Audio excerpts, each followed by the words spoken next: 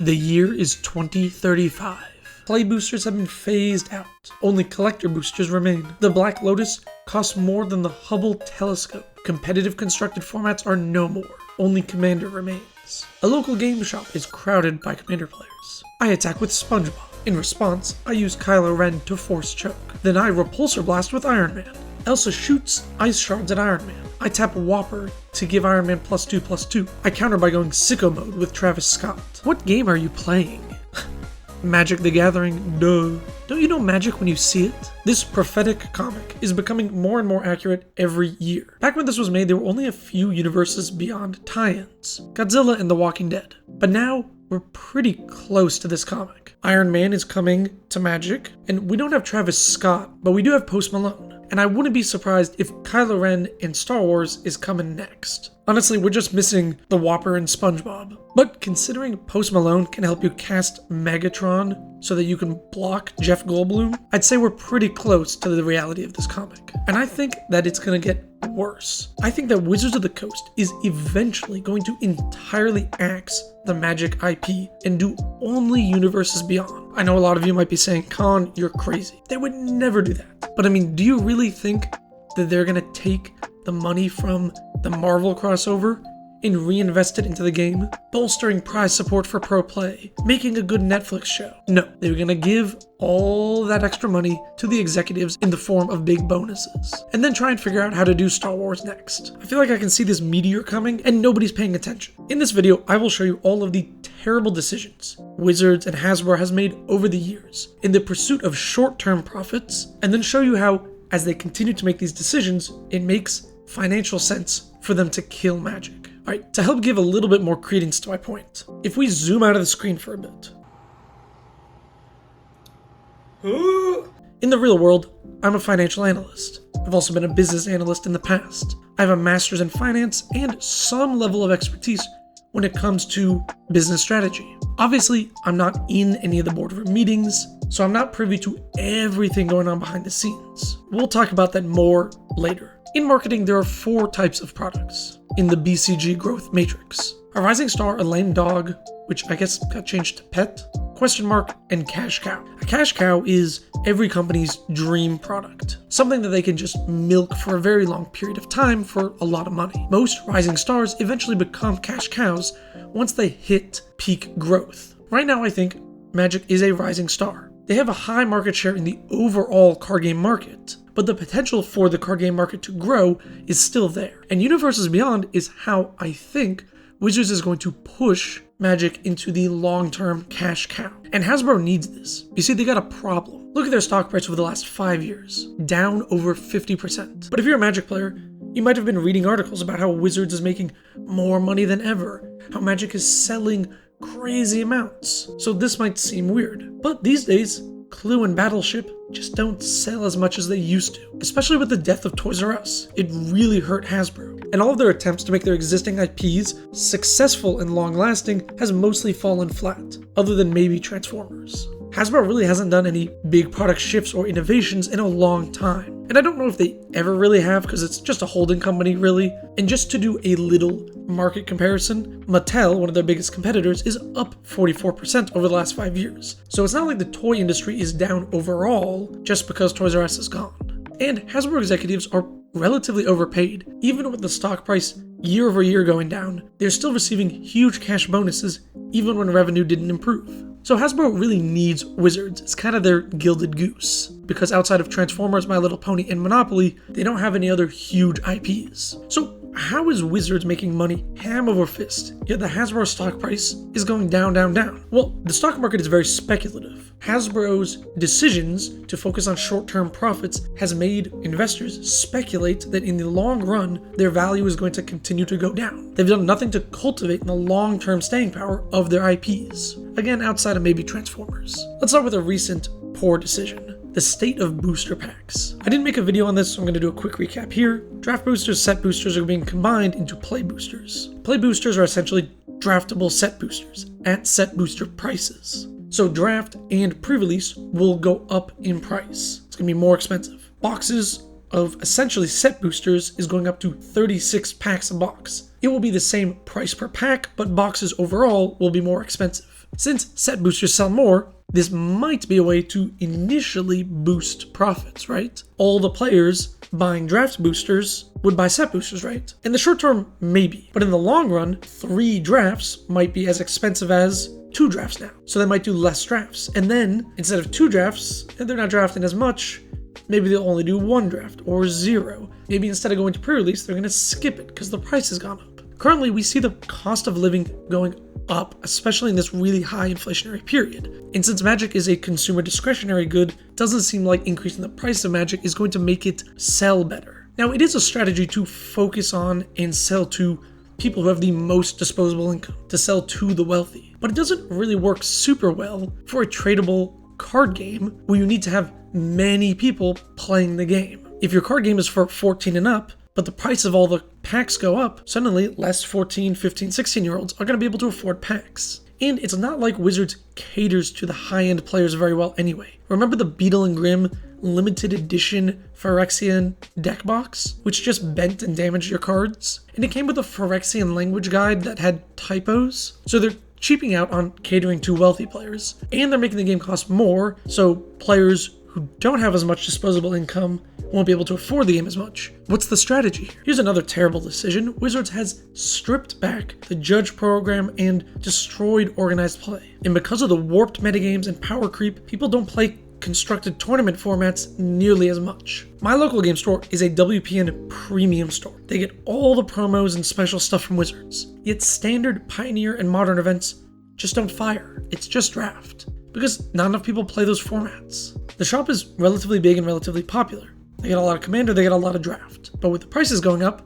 I don't think we're getting as much draft. Then it's just Commander. And then stores are going to turn to other games. Pokemon, One Piece, Yu-Gi-Oh! Because they will have paying customers to play in tournaments. And when Commander players get kicked out because the table space is being used for paying customers, when new people walk into the store, they're going to see people playing Pokemon, One Piece, and Yu-Gi-Oh!, not Magic. And I think that affects how many people get into the game. People walking into the game store and seeing a modern tournament going on and seeing all these people playing is one way that people get into the game. But cutting away all these non-essential things is really detrimental. And they just keep cutting corners.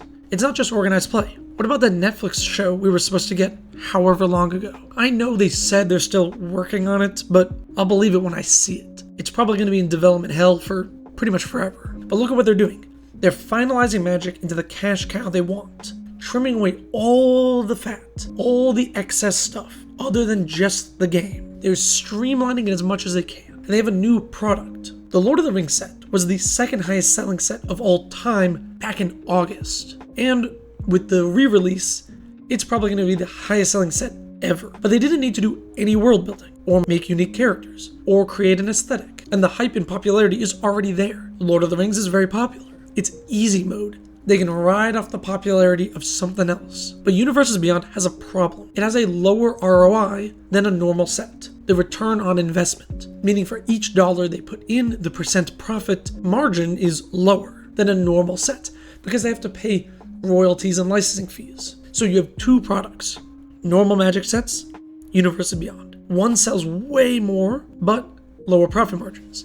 The other sells less, but higher profit margins. Well, what do? You see, if they just do Universes Beyond, they can strip a ton of their overhead. All the people writing lore, all the people creating unique worlds and characters, all of that overhead can be stripped away. They can fire dozens of employees. And then all they need is to commission artists and design the cards.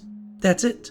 Their whole world building team can be scrapped. Look, making new, unique lore is very difficult. Now, back in like the Weatherlight Saga, oh man, the lore was so good. But they've just fumbled it so much. We spent years watching the Gatewatch build up to their fight with Bolas, and it went out with a whimper, not a bang. The book was met with poor reception from fans and critics. There is not much in the way of plot points, simply the ongoing need to somehow reach Nicol Bolas and fighting our way there. I would grade this novel at a D. Personally, I think the book was awful. It felt like it was written by someone who just skimmed the wiki about Magic, not anyone who knew about the game. They stopped putting as much effort into the lore and it just fell apart. And then it's basically over.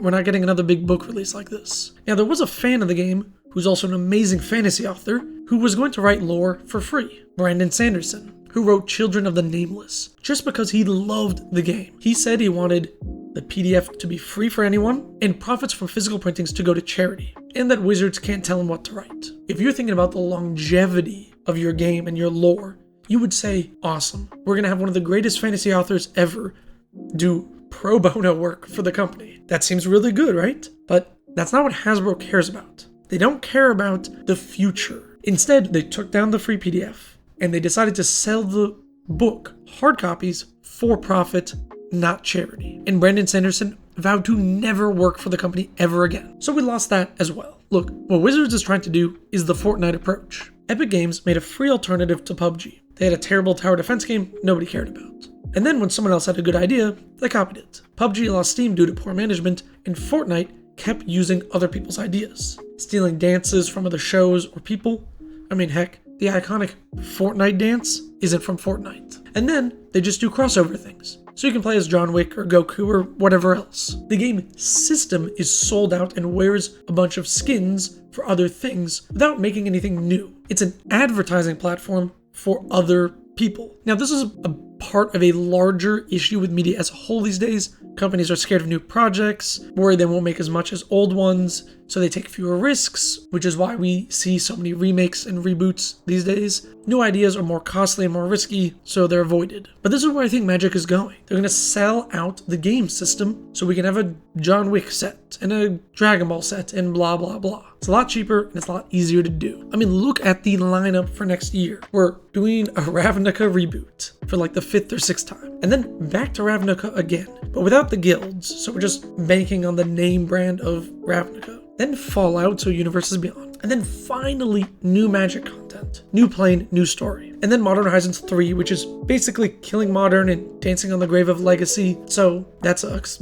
Maybe I should make a whole nother video about the Horizon set. And then Assassin's Creed, so back to Universes Beyond. And then finally, back-to-back Magic IP. And look, I'm excited about these new Magic sets, but 1/4 of the releases are Universes Beyond. And the Marvel crossover is going to be multiple sets and multiple sets of commander decks. I expect half the sets that year to be Universes Beyond, and we get 4 new sets a year, so I expect those to be probably the Marvel ones. And then we'll have some other crossover commander set, and then the only Magic stuff that year is going to be probably Horizons and some remaster set. But from there, it's only a hop, skip, and a jump from just being all Universes Beyond all year. I know Mark Rosewater, lead designer for Magic, has said they won't phase out the Magic IP, but also at one point, he said that they would never do any crossovers. And now he tweets about how Marvel is his favorite crossover. This isn't a gotcha for Mark, by the way. I have nothing but respect for him. I just want to highlight that just because Mark or the company says they won't do something doesn't mean that doesn't change in the future. You can grow and change over time. That's fine. Now, I know you might be saying,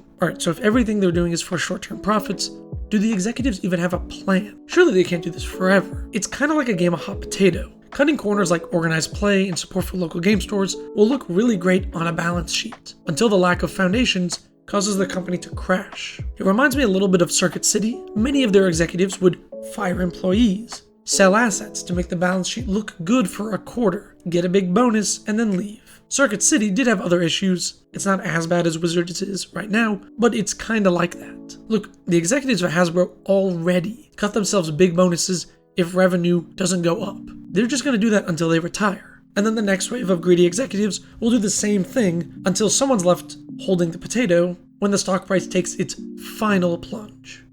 Alright, that's enough doom and gloom for one video. Let's talk some alternatives. What could change that would make me change my outlook? One is just the current leadership. We're not going to see any improvements with these guys at the helm. Although I don't see them changing the leadership anytime soon because the CEO is still relatively new. Another possibility is a spin-off. Sometimes when a company has multiple sub-companies, they might have brands separate out to do their own thing. This can happen for many reasons. Yum Brands was originally part of Pepsi, but spin-offs are pretty difficult to do and costly. Like how Old Navy was almost going to split off of Gap, but they ended up canceling it because it ended up being too difficult and too costly. The company Atla Fox tried to spin off Wizards unsuccessfully, but that doesn't mean it won't be tried again and couldn't happen in the future. Another potential option is for someone else to buy Hazbro or Wizards. In the era of easy mergers and acquisitions, while the SEC is asleep at the wheel, I can see a company like Disney merging or acquiring Hazbro, especially if their stock continues to fall. If so, Disney could essentially make a lot of their toys in-house. The ramifications of that